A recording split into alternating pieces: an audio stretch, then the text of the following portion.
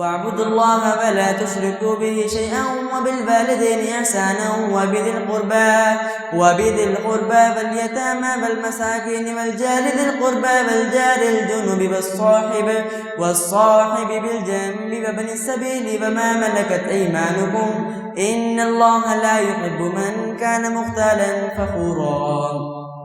الذين يبخلون ويأمرون الناس بالبخل ويكتمون ما آتاهم الله من فضله وأعتدنا للكافرين عذابا مهينا.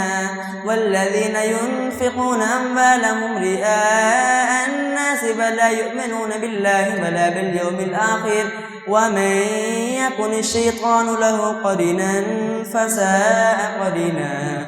وماذا عليهم لو آمنوا بالله واليوم الآخر وأنفقوا مما رزقهم الله وكان الله بهم عليما. إن الله لا يظلم مثقال ذرة وإن تك حسنة يضاعفها ويؤت من لدنه أجرا عظيما. فكيف إذا جئنا من كل أمة بشهيد وجئنا بك على هؤلاء شهيدا يومئذ يود الذين كفروا وعصوا الرسول لو تسوى بهم الأرض ولا يكتمون الله حديثا.